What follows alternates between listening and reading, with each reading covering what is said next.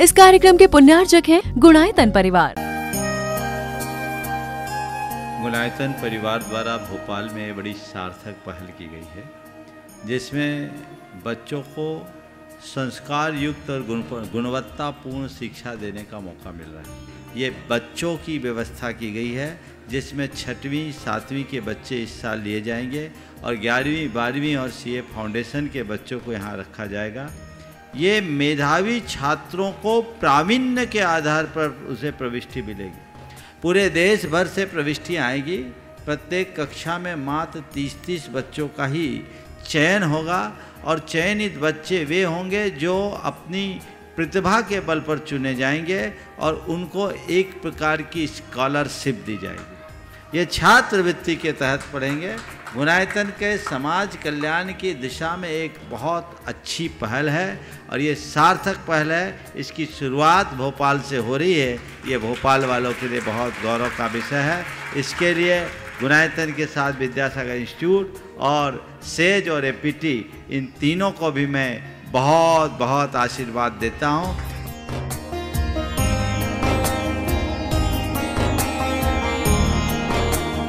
एक आदर्श और व्यवस्थित दिनचर्या का लक्ष्य प्राप्ति में बहुत बड़ा योगदान होता है।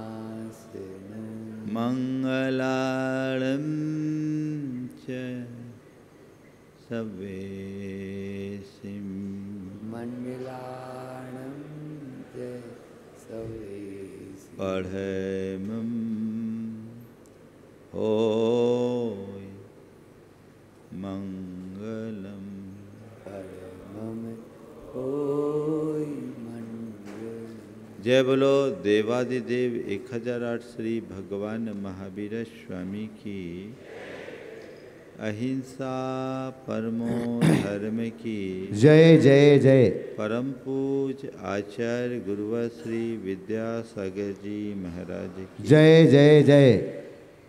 पूज्यवर मुनि श्री प्रमाण सागर जी महाराज की पूज्यवर मुनिषि संधान सागर जी महाराज की, समस्त मुनि संघ की।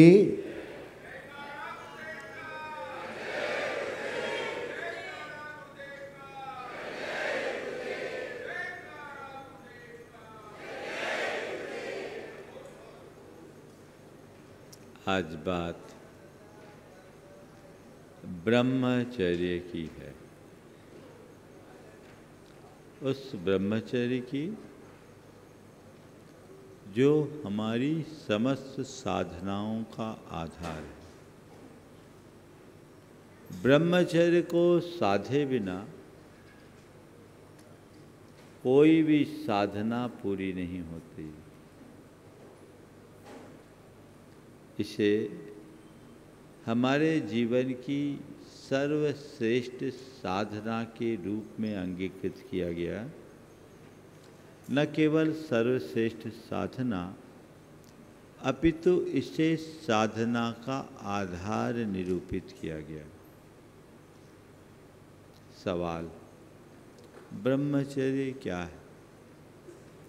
जब कभी भी ब्रह्मचर्य की बात आती है तो हमारा ध्यान केवल यौन संयम पर आकर केंद्रित हो जाता है। यौन संयम ब्रह्मचर्य का एक महत्वपूर्ण अंग है, पर ब्रह्मचर्य का संबंध केवल यौन संयम तक सीमित नहीं। ब्रह्मचर्य बहुत व्यापक है। ब्रह्म का और चर्य, इन दो शब्दों के मेल से ब्रह्मचर्य शब्द बना है। ब्रह्म यानी आत्मा, और आत्मा की उपलब्धि के लिए किए जाने वाले आचरण का नाम ब्रह्मचर्य। अगर दूसरे शब्दों में कहें तो आत्मा के निकट आने का नाम ब्रह्मचर्य। इसे और स्पष्ट करूं तो जो आत्मा के जितना निकट है वह उतना बड़ा ब्रह्मचारी है, और जो आत्मा से जितना दूर है वो उतना बड़ा ब्रह्मचारी है। हमें ब्रह्मचारी और ब्रह्मचारी में भेद करके चलना है। आत्मा की दूरी और निकटता से ही ब्रह्म और अब्रह्म का पता चलता है। मेरी आत्मा से कितनी निकटता है और मैं अपनी आत्मा से कितना दूर हूँ, सब कुछ उस पर निर्भर करता है। सवाल है, मैं आत्मा से दूर कहाँ जाता हूँ? आत्मा में ही तो रहता हूँ। यही तो समझने की बात है। आत्मा से दूर हमें कौन करता है? शरीर से हम भले दूर नहीं होते, तो भावों से तो कहीं के कहीं होते हैं। अभी आप यहाँ बैठे हो, पर आपका नाता पूरे संसार से है। और आज के समय में तो संसार एक छोटी सी डिबिया में सिमट गया है। हर कोई पूरे संसार को अपने जेब में लेके घूमता है, और वो जो संसार है वही हमें उलझाता है और हमें हमारी आत्मा से दूर कर देता है। आत्मा से दूर उत्पन्न, आत्मा से दूर करने वाले कारक यदि कोई हैं तो काम और भोग है। काम और भोग की लालसा हर प्राणी को उसकी आत्मा से दूर कर देती है। इसलिए कहते हैं कि अपनी आत्मा की निकटता को पाना चाहते हो तो काम और भोग की लालसा को नियंत्रित कर आत्मोन्मुखी बनो, उसकी तरफ मुड़ो। जितनी अधिक अंतर्मुखता होगी, तुम्हारी वृत्ति और प्रवृत्तियों में उतना ही परिवर्तन आएगा। फिर संयम और सदाचार स्वाभाविक रूप से होगा, लेकिन उसके लिए जरूरत है आत्मा को पहचानने की। ब्रह्म को जाने बिना ब्रह्म को पाया नहीं जा सकता, ब्रह्म से निकटता नहीं आ सकती। और ब्रह्म हमारी आत्मा है, उसे जानो। क्या करो? पहला सूत्र, जानो। किसको जानो? किसको जानो? अपने आप को जानो, अपनी आत्मा को जानो। मैं कौन हूं, मेरा स्वरूप क्या है, मेरा गुण धर्म क्या है, मेरा स्वभाव क्या है। आत्मज्ञान हमारे जीवन के उत्कर्ष का आधार है। आत्मा को जाने बिना कल्याण नहीं होगा। जिसे एक बार आत्मज्ञान हो जाता है, उसकी प्रवृत्ति में स्वाभाविक सहजता आ जाती है। उसके मन का भ्रम टूटता है। ब्रह्म के बोध से भ्रम का निवारण होता है और भ्रम के निवारण से मर्म की उपलब्धि होती है और मर्म की उपलब्धि से कर्म का निवारण होता है। ब्रह्म, भ्रम, मर्म, कर्म, इन चारों शब्दों की गहराई में उतरिए। ब्रह्म को जानो, मैं कौन हूं। आचार्य कुंद कहते हैं कि तुझे आध्यात्मिक साधना में आगे बढ़ना है तो सबसे पहले अपने आप को जान, अपने आप को पहचान कि आखिर मैं हूं कौन। जिस दिन तू जीवन की सच्चाई को जान लेगा, तेरा सारा व्यामोह दूर हो जाएगा। तेरे जीवन की दिशा और दशा बदल जाएगी। अभी तो वास्तविकता में अनभिज्ञ होने के कारण जो बाहर से दिखता है उसी में उलझते हो। जिस दिन भीतर की असलियत का पता लगेगा, उस दिन ये सब चीज़ें तुम्हें अर्थहीन लगने लगेंगे।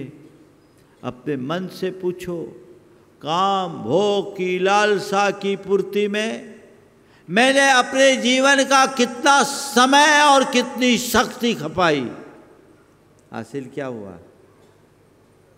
आज तक की उपलब्धि क्या है? अनुभव क्या बताता है? बोलो, अनुभव क्या बताता है? शून्य। खनिमित्त सुखा बहुकाल दुखा पगाम सुखा अनिगाम दुखा संसार मोक्षस विपक्ष भूया खानी अनत्थानुकाम भोया। क्षण मात्र का सुख, बहुत काल का दुख। पगाम सुखा अनिगाम दुखा, थोड़ा सा सुख और बहुत ज्यादा दुख। संसार मोक्षस विपक्ष भूया, संसार की मुक्ति से जो विपक्ष है। खानी अनर्थानुकाम भोया, सर्व अनर्थों की खान ये काम भोग की लालसा है। जिस दिन इस सत्य को जान लोगे, तुम्हारा भ्रम टूटेगा, मर्म की तरफ दृष्टि जाएगी, कर्म सुधर जाएगा, धर्म अवतरित हो जाएगा, जीवन की धारा बदल जाएगी। अभी तो सब भ्रम में जीते हैं। सबको ऐसा प्रतीत होता है कि सारा सुख इसी में।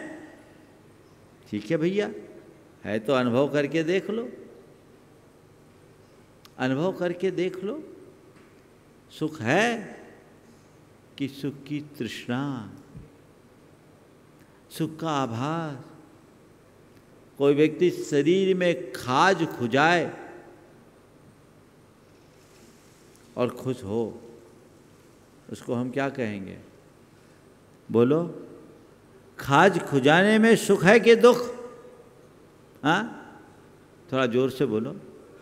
हाँ, खाज खुजाने में सुख है कि दुख? बोलो तो। महाराज जी थोड़ी देर के लिए सुख मिलता है और बाद में लहर पैदा हो जाती है, जलन होने लगती है। खाने में त सुखा बहु खाल दुखा। इसलिए समझदार व्यक्ति खा जाने पर खाज खुजाने की जगह उस पर मरहम या पाउडर लगाने का प्रयत्न करता है ताकि खाज स्थायी रूप से मिटे। जिसके अंदर आत्मज्ञान हो जाता है वो काम भोग की लालसा को मन में उत्पन्न होने वाली खाज की तरह देखता है और उसकी ये पक्की धारणा होती है कि काम काम में नहीं संयम में है। काम से काम का अंत नहीं होता, संयम से ही काम पर विराम लगता है।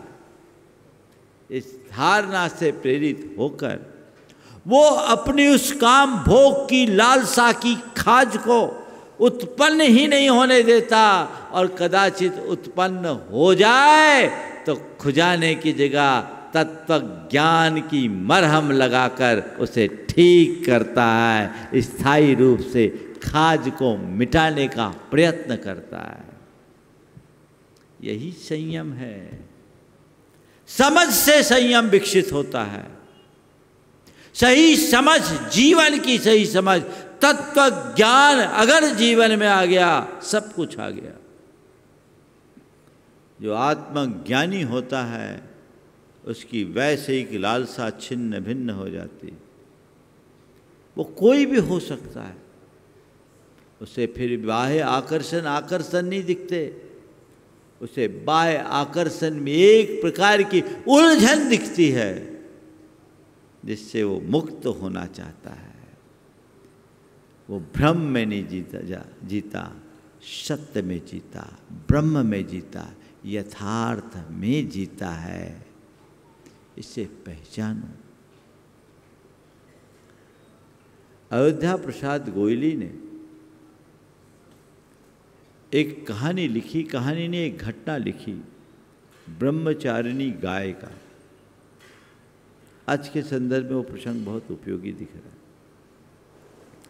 उन्होंने लिखा, स्वतंत्रता संग्राम के दिनों में जब वो ग्वालियर के जेल में थे तब ये घटना उनके ज्ञान में आई। उसे उन्होंने, उनकी 2-3 किताबें हैं, सबको पढ़ने लायक है। गहरे प्राणी पैठ, कुछ मोती कुछ सीप और जिन खोजा 3 पाइयाँ, भारतीय ज्ञानपीठ से प्रकाशित छोटे छोटे प्रसंग है, पढ़ने लायक है। मैंने बहुत पहले पढ़ी थी। उसमें उन्होंने इस घटना का उल्लेख किया। उन्होंने 2 घटनाएं उसमें लिखी, ब्रह्मचारिणी गाय और पतिव्रता चिड़िया। 2 घटनाएं। देखिए, ब्रह्मचर्य मनुष्य क्या आत्मज्ञान होने पर एक पशु में भी घट जाता है। एक परिवार में एक गाय पलती थी और उसने 5-7 बच्चों को जन्म दे दिया। उसके उपरांत उसे गर्भवती बनाने की चेष्टा की गई। अनेक चेष्टाओं के उपरांत भी वह उसका गर्भाधान नहीं हो पाया। परिवार के लोग भांति भांति के उपाय कर रहे थे, बार बार उसे गर्भवती बनाने की चेष्टा की जा रही थी। एक दिन घर की एक बिटिया को उस गाय ने सपना दिया और सपने में गाय ने कहा कि मैंने ब्रह्मचर्य व्रत धारण कर रखा है, कृपया मुझे अब गर्भवती बनाने का प्रयास न किया जाए। यदि ऐसा किया गया तो मैं कुएं में छलांग लगाकर अपनी जान दे दूंगी। अभी सुनो, बिटिया ने बात पूरे परिवार को बताई। घर के लोगों ने इसे सपना मानकर अनसुना कर दिया। सबने ये कहा कि गाय और ब्रह्मचर्य, आदमी में ब्रह्मचर्य नहीं हो रहा है, गाय काय को ब्रह्मचर्य करे। और फिर उसे सांड के पास ले जाया गया। जैसे ये कृत्य हुआ, गाय ने एक झटके से अपनी रस्सी छुड़ाई और घर के आंगन के कुएं में छलांग लगा दी। वहीं उसका अंत हो गया। कहते उस गाय ने अंत में 2 बछड़ों को जन्म दिया था, और दोनों बछड़ों में ऐसा प्रेम कि दोनों लघु संघ का भी साथ किया करते थे। ऐसी बात, ऐसे संस्कार। ये ब्रह्मचर्य एक गाय में भी घट सकता है। किसके बल पर? आत्मज्ञान के बल पर। इसलिए आत्मा को जानो, आत्मा को मानो, विकारों को जीतो, ब्रह्मचर्य को जियो। आत्मा के स्तर पर सोचो। ये शरीर है, ये चर्म है, इसमें कोई सार नहीं। अंदर के मर्म को जान लो, अपने गुण धर्म को पहचान लो, कर्म बदल जाएंगे। विषय भोग की तृष्णा और लालसा मनुष्य को एक प्रकार के भ्रम जाल में ही उलझाती है। मोड़ो, आत्मा के स्तर पर जियो।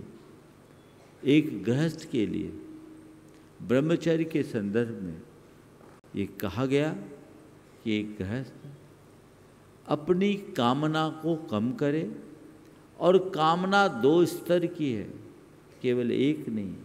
इच्छा काम और रति काम। इच्छा काम और रति काम दोनों।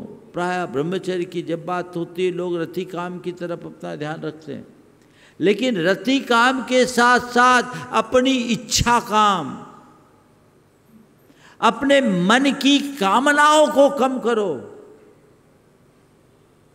जो आध्यात्मिकता के बल पर ही संभव है।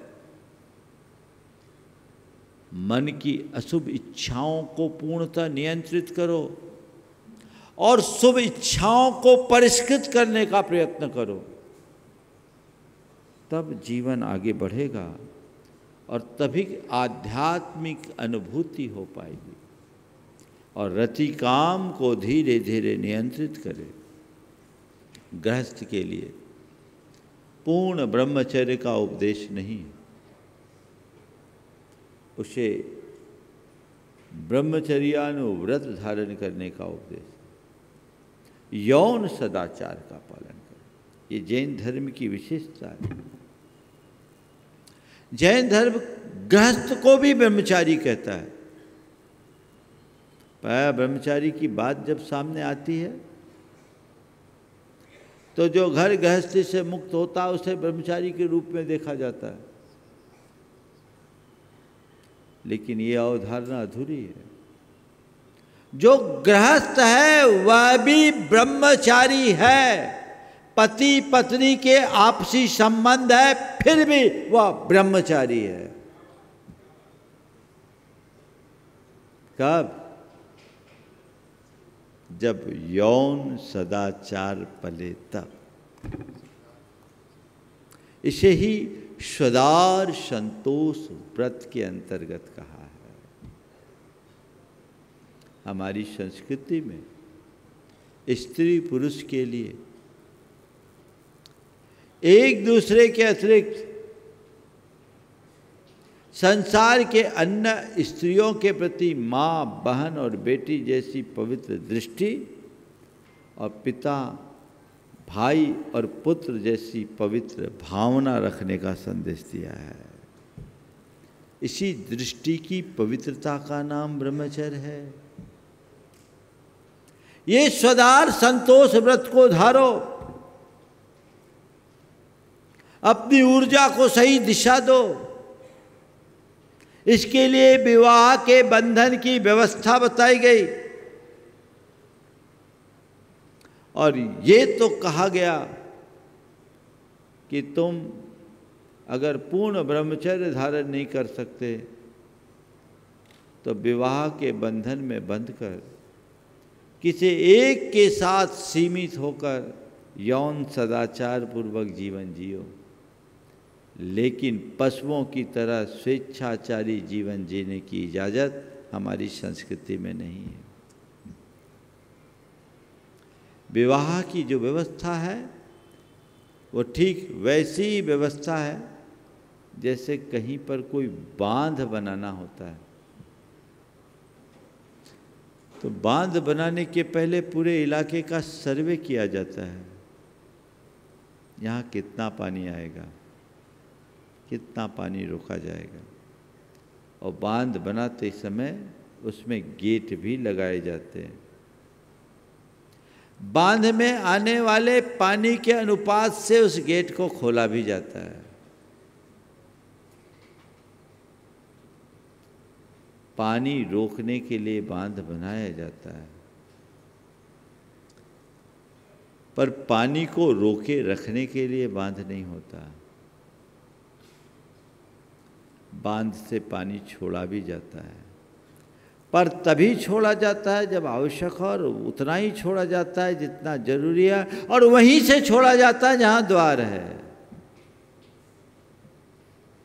विवाह एक प्रकार के सामाजिक संबंधों का बांध है, जहां सब ओर से ब्रह्मचर्य की सुदृढ़ दीवारें हैं, केवल एक द्वार बचा है पति और पत्नी के मध्य का, बाकी सब जगह यौन सदाचार। आज ब्रह्मचर्य धर्म के दिन मुझे बड़ी कहने में तकलीफ होती कि हमारे देश में जहाँ मातृवत परदारेषु का संदेश दिया, जहाँ अपने पत्नी के अतिरिक्त संसार की हर स्त्री को माँ, बहन और बेटी जैसी पवित्र दृष्टि से देखने का उपदेश दिया गया, किसी को बुरी नज़र से देखना भी पाप माना गया, आज उसी देश में स्वच्छंद यौनाचार की खुली वकालत हो रही है। कानूनी सम्मति ने इसे और बीभत्स बना दिया है। इसके परिणाम बड़े विकृत और घिनौने आ रहे हैं। इसका एक कुपरिणाम है कि हमारे समाज का युवा वर्ग, चाहे वो युवक हो या युवती, अपनी शील संबंधी मर्यादा को अब अर्थहीन समझने लगी। उन्मुक्त यौनाचार आज आम होता जा रहा है। रिलेशनशिप को लोगों ने अब एकदम नॉर्मल बातें मानना शुरू कर दी है। लोगों को ये समझ में नहीं आ रहा है कि शील और संयम भी हमारे जीवन का कोई हिस्सा है। विवाह पूर्व और विवाहेतर संबंध अब आम होने लगे हैं। ये बहुत गंभीर चिंतन का विषय है। चिंतन का नहीं, चिंता का विषय है। इस तरह की प्रवृत्तियों ने हमारी पूरी सामाजिक और सांस्कृतिक परंपरा को छिन्न भिन्न कर दिया है। जहाँ धर्म, अर्थ और काम, इन तीन पुरुषार्थों के मध्य सम्यक संतुलन बनाकर जीने का रास्ता बताया गया, वहाँ तो अब कुछ बचा ही नहीं। कैसे चलेगा धर्म, कैसे बढ़ेगी संस्कृति, कैसे निभेगी परंपरा, कैसे चलेगा परिवार और कुटुंब की व्यवस्थाएं, कहाँ रहेगी? कभी आप सबने इन पर विचार किया? बंधुओं, आज जो समाज की तस्वीर दिखती है बड़ी बीभत्स और घिनौनी है। हो सकता आप लोग इस बात को सुनकर चौंक जाएं, पर मैं आज आपको यथार्थ बताना चाहता हूँ जो तस्वीर मेरे सामने उभर कर आई। आज आपके बेटे और बेटियां जो बाहर पढ़ते हैं, 10 में से 9 की स्थितियां खराब होती हैं। 9 भी मैं शायद ज़्यादा बोल रहा हूँ, अगर 10 में से 9.5 बोलूँ तो भी कम है। मैं रैंडम पूछता हूँ, जब मेरे पास युवक और युवतियाँ आते हैं, यदि कदाचित पूछ लूँ उनसे, मैं ये सवाल पूछता हूँ, ये बताओ तुम्हारे साथ पढ़ने में 10 में कितने लोग हैं जो पटरी से उतरे हैं, तो वो अपने आप को बचा के कहती 9 कहते हैं या कहती हैं, दोनों के साथ है। ये बहुत बड़ा भटकाव है। आज समाज में बदलाव आया कि हमारे युवक युवती बहुत उच्च शिक्षा की ओर बढ़ रहे हैं, बदलाव है, वे प्रगतिशील हो रहे हैं, बदलाव है, बदलाव स्वागत योग्य है, लेकिन वे शील संयम सदाचार की मर्यादा से दूर हो रहे हैं। ये भटकाव है जो कतई स्वीकार्य नहीं होना चाहिए। एडिक्शन, अट्रैक्शन और अफेयर तीनों सबको खा रहे हैं, लील रहे। इसके कारण अब विवाह व्यवस्था खत्म हो रही है। जल्दी लोग विवाह करने को तैयार नहीं हो रहे हैं, और जो विवाह कर रहे हैं 4 दिन में वापस घर लौटने की तैयारी करने लगे हैं। शादी होती नहीं, हम इसके साथ नहीं रह सकते। लड़की हो या लड़का, दोनों तरफ से, और केसेस लड़कियों की साइड से ज़्यादा आ रहे। लड़कियां नहीं रहना चाहती, लड़का रखना चाहता है, और लड़का भी इसलिए रखना चाहता है कि एलिमनी कौन दे। कानूनी पेचीदगियाँ भी ज़्यादा हैं, और दूसरी तरफ से मोटी रकम ऐंठने का भी प्रयत्न होने लगा है। और वो भी ये सोचने लगी है, क्या फ़र्क पड़ता है, दूसरे से कर लेंगे, दूसरा छूट जाएगा, तीसरे से कर लेंगे। यानी अब पति पत्नी भी कपड़े की तरह हो गए, चाहे जैसे जब चाहे जिसको बदल दो। कैसी विडंबना है। जबकि एक स्त्री को ये चीज़ समझना चाहिए कि परपुरुष का संसर्ग उसके सील का दाग है, वो उसके जीवन में कभी नहीं होना चाहिए। जो इस मर्यादा को जानेगी वो अपने जीवन में कभी दूसरे ऑप्शन पर विचार ही नहीं करेगी। हमारी संस्कृति में 2 ही बातें हैं, विवाह या वैराग्य, तीसरा कोई रास्ता नहीं। विवाह करो, निभाओ, न निभे तो वैराग्य का रास्ता है। विरक्ति के मार्ग को अंगीकार करो। विवाह विच्छेद हमारा धर्म नहीं सिखाता। ये जागरूकता होनी चाहिए। आप अपने बच्चों को बाहर भेजते हो, गुरुओं के समक्ष संकल्पित करा करके भेजो, और समय समय पर उन पर थोड़ा ध्यान भी दो। और आजकल के बच्चे बहुत होशियार हो गए, माँ बाप को घुमाना जानते हैं, अच्छे से घुमा देते हैं, और बहुत तेज़ी से आप घूम भी जाते हो। थोड़ा सा आप सजग रहें, और उनके अंदर ऐसा संस्कार जगाए कि आपको देखने की जरूरत ना हो, वो खुद में सुरक्षित रहे, अच्छे संस्कार हो। कैसे संस्कार होते हैं? एक लड़की, पिता नहीं थे, उच्च शिक्षा के लिए बाहर जाना चाहे, मुझसे कही लड़की बहुत संस्कारित थी, मुझे लगा कि इसे भेज देना चाहिए, क्योंकि जहाँ वो रहती थी छोटा सा गांव था, गार्जियन चाचा थे।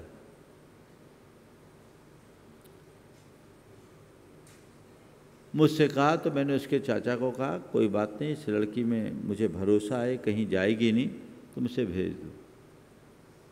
एक महानगर के गर्ल्स कॉलेज में उसका एडमिशन हुआ। आपको मैं तस्वीर बता रहा हूँ। लड़की गई और एक जगह पेइंग गेस्ट बन करके रहने लगी। सब कुछ ठीक चला। संयोग से मेरा चातुर्मास वहीं चल रहा था। एक दिन वो लड़की मेरे पास आई, बदहवास सी हालत। मैं देखा तो कुछ पल के लिए मैं भी हैरान रह गया कि इसको क्या हो गया। मैंने पूछा क्या हो गया। उस लड़की ने रोते हुए कहा, महाराज मुझे यहाँ नहीं रहना, आप चाचा को बोलो कि मुझे घर ले जाए। मैंने बोला क्या हुआ, तुम आज इतनी एबनॉर्मल क्यों? अरे महाराज जी, मैंने आपका और चाचा का भरोसा तोड़ दिया। मैंने आपका और चाचा का भरोसा तोड़ दिया। बोले क्या हो गया, तुमने ऐसा कैसे कर दिया? बोले महाराज आपने जो संकल्प दिया था वो टूट गया। क्या हुआ, कैसे हुआ? बोले महाराज मेरी 2 फ्रेंड थी, वो मुझे रोज़ रोज़ प्रेशर देती थी, ये जीवन एक बार मिला है, एंजॉय करो एंजॉय करो एंजॉय करो। मुझे ड्रिंक करने के लिए बोलती थी, महाराज मैं अवॉइड करते रही अवॉइड करते रही अवॉइड करते रही। लेकिन एक दिन पानी में उनने 4 बूंद बियर मिला दिया, कहा लो पियो, और मैं उनकी बातों में आकर उसे पी तो ली, लेकिन तभी मेरे मन में कचोट आने लगी कि इन नादान लड़कियों के चक्कर में मैंने गुरु का विश्वास तोड़ दिया और पिता से भी पूज्य अपने चाचा का विश्वास तोड़ दिया। मुझे ऐसी जगह नहीं रहना, ऐसों के साथ नहीं रहना। गुणायतन परिवार द्वारा भोपाल में बड़ी सार्थक पहल की गई है, जिसमें बच्चों को संस्कार युक्त और गुणवत्तापूर्ण शिक्षा देने का मौका मिल रहा है। ये बच्चों की व्यवस्था की गई है, जिसमें 6वीं 7वीं के बच्चे इस साल लिए जाएंगे और 11वीं 12वीं और CA फाउंडेशन के बच्चों को यहाँ रखा जाएगा। ये मेधावी छात्रों को प्रावीण्य के आधार पर उसे प्रविष्टि मिलेगी। पूरे देश भर से प्रविष्टि आएगी। प्रत्येक कक्षा में मात्र 30-30 बच्चों का ही चयन होगा और चयनित बच्चे वे होंगे जो अपनी प्रतिभा के बल पर चुने जाएंगे और उनको एक प्रकार की स्कॉलरशिप दी जाएगी। ये छात्रवृत्ति के तहत पढ़ेंगे। गुणायतन के समाज कल्याण की दिशा में एक बहुत अच्छी पहल है और ये सार्थक पहल है। इसकी शुरुआत भोपाल से हो रही है। ये भोपाल वालों के लिए बहुत गौरव का विषय है। इसके लिए गुणायतन के साथ विद्यासागर इंस्टीट्यूट और सेज और APT इन तीनों को भी मैं बहुत बहुत आशीर्वाद देता हूँ।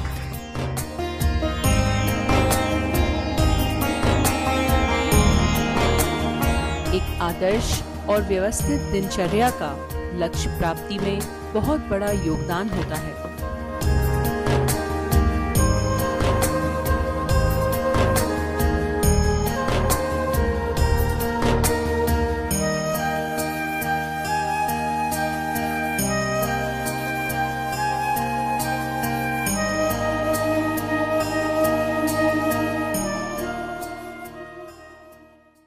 इस कार्यक्रम के पुण्यार्जक थे गुणायतन परिवार।